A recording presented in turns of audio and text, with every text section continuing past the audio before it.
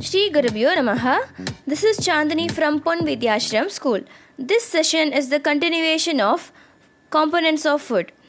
Students, in the previous session, you have learnt about the functions and sources of carbohydrates, fats and proteins, right? We will start this session with some interesting activities. We know that different food items are rich in different nutrients. We can detect nutrients in food using simple food tests. Now, let us conduct a simple experiment to test the presence of starch in the food sample. To perform this test, we require rice, test tube, water, tincture iodine, a dropper and a petri dish. Students, first I'll tell you the procedure to perform the test and then we'll do the activity. Is it clear? Fine. First, we have to prepare iodine solution. To prepare iodine solution, take a test tube and fill it with water. Add a few drops of tincture iodine solution to it and shake well. And then take a small quantity of food item in a test tube. Put 2 to 3 drops of iodine solution on the test tube. Observe the color change. What do you observe? You don't know, right? Come, let us perform the activity.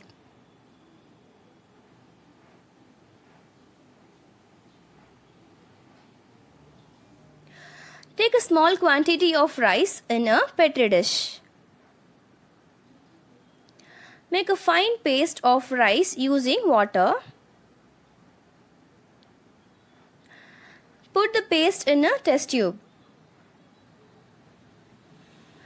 Add few drops of iodine solution with the help of dropper. What do you observe? The sample turns blue-black, which confirms the presence of starch in the rice.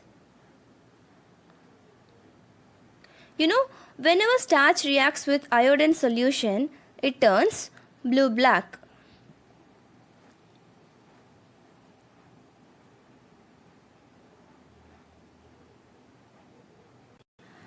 I hope now you understood the activity, right?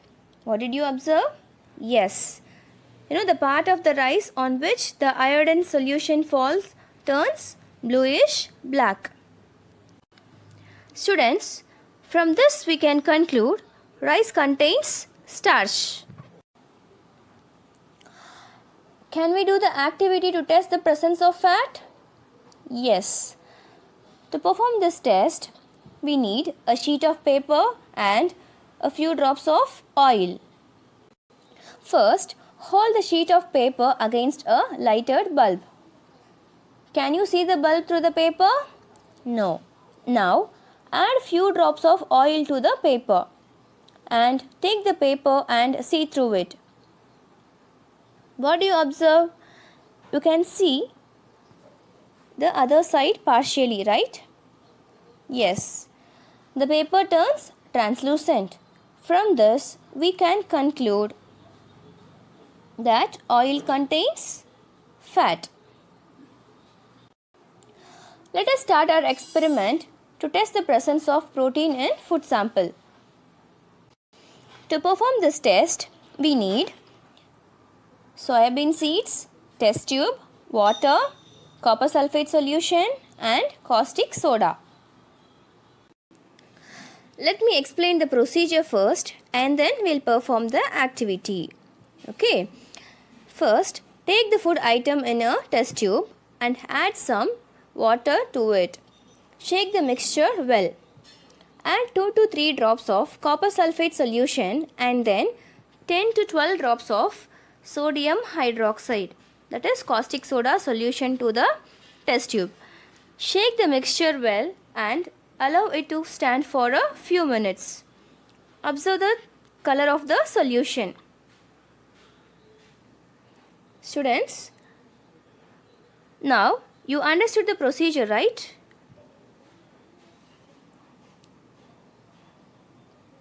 We'll do the activity now. Take a small quantity of mashed beans in a petri dish. Put it in a test tube and add some water.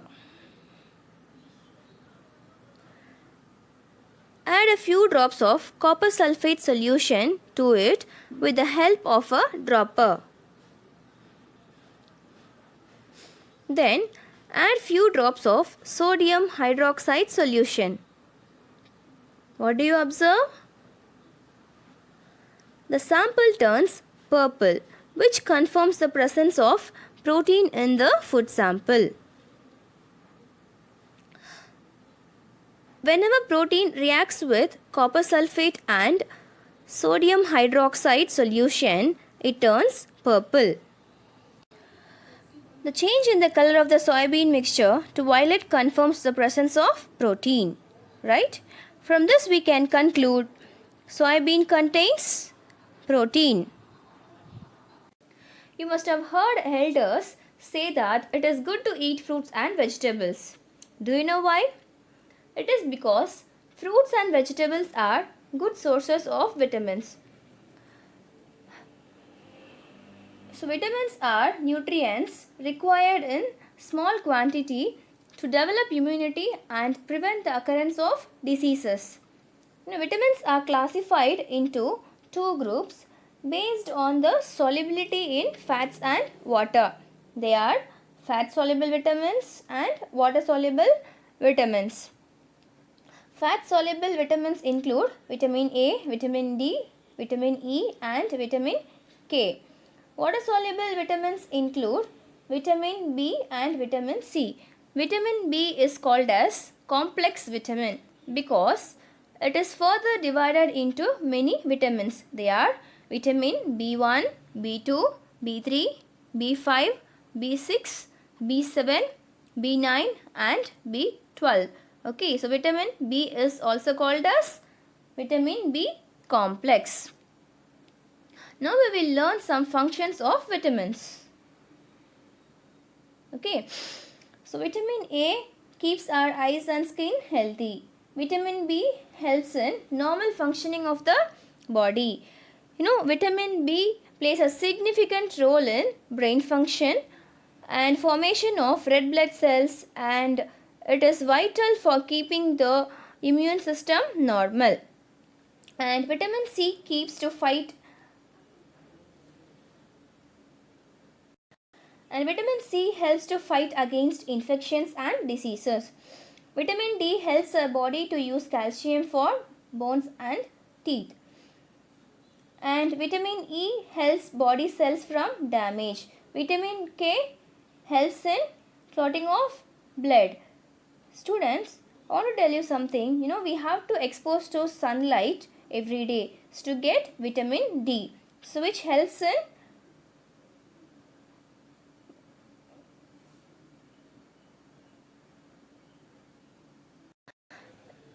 lack of vitamins in the body affects the functioning of the body organs. What type of food we have to include in our diet to get vitamins? Yes, fruits and vegetables. Fruits and vegetables are the main source of vitamins, and we also get vitamins from milk and meat. Vitamin A is present in green leafy vegetables, carrot, fish and papaya. Vitamin B is present in whole grains, fresh fruits, milk and milk products and meat. Vitamin C is present in orange, guava, tomato, lemon, amla and green leafy vegetables. Vitamin D is present in milk, butter, egg, fish, sunlight and green leafy vegetables. And vitamin E is present in vegetables, vegetable oils, milk, butter and whole grains. And vitamin K is present in leafy vegetables, broccoli, cabbage, liver and meat. And the next nutrient is minerals. They are also called as protective foods. Like vitamins, they are also needed only in small amounts by our body. Minerals help in the proper functioning of the various parts of the body, and they are needed for many important body functions such as formation of bones, teeth and blood, as well as maintaining a normal heartbeat. Some minerals are needed in small amounts such as iron, zinc, copper and iodine. Minerals such as calcium, magnesium, sodium and potassium are needed by our body in large amount. Do you know that about 4% of our body weight is due to the presence of minerals? Minerals are also present in water we drink. Minerals are also present in water we drink. Some minerals are needed in small amounts such as iron, zinc, copper and iodine. Minerals such as calcium, magnesium, sodium and potassium are required by our bodies in large amounts. Calcium and phosphorus are required for the proper formation of bones and teeth. Iron is necessary for the formation of hemoglobin, and iodine helps in the proper functioning of nervous system. Potassium helps in the growth and to maintain healthy body cells and blood. Sources of minerals. Calcium is present in milk, egg and cheese. Phosphorus is present in milk, banana, soybean, green chilies. Iron is present in green leafy vegetables, nuts, peas, liver. Iodine is present in common salt, and potassium is present in green and yellow vegetables. So far we have studied 5 major nutrients, right? Out of this, carbohydrates, fats and proteins are required in large quantity. Vitamins and minerals are required in small quantity. Based on that, we can classify nutrients into two main groups. They are macronutrients and micronutrients. The nutrients which are required in larger amount are called macronutrients. Macronutrients include carbohydrates, fats and proteins. The nutrients which are required in small amount are called micronutrients. Vitamins and minerals are needed by our body in small amount. So they are called micronutrients. Macro refers to large. Micro refers to small. So macronutrients means the nutrients which are required in larger amount. Micro means small. So the nutrients which are required in small amount are called micronutrients. Have you noticed that when you eat an orange, apart from the juice, you also consume the fiber part of the fruit, isn't it? How is this fiber helpful to us? Is fiber present in other foods too? Yes. The fiber present in our food is called dietary fiber or roughage. It is a very important part of our diet. It does not provide nutrient, but it adds bulk to our food. And it also helps to push solid wastes through the intestines so that they can be easily passed out of the body. And the other functions of roughage are, it is effective in regulating the process of digestion.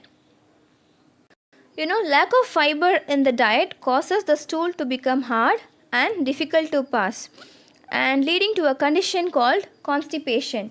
So, dietary fibers prevents constipation and helps the body get rid of undigested food, and also helps in the regular movement of bowels. Therefore, we must ensure that our diet is rich in dietary fiber.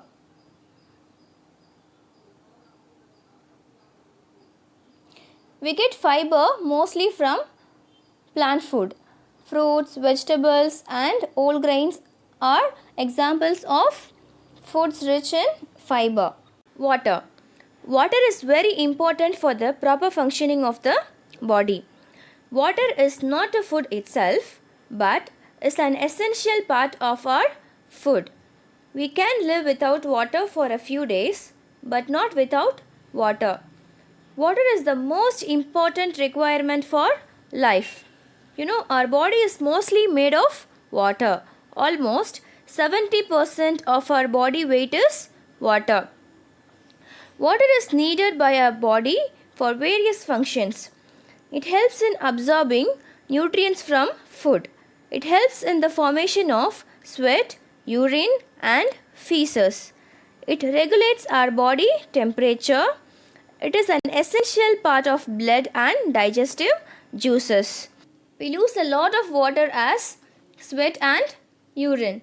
We need to drink enough water, otherwise it can lead to a condition called dehydration. We also get water from milk, fruits, vegetables and juices. However, we should try and drink at least 8 to 10 glasses of water every day to keep us hydrated. Thank you.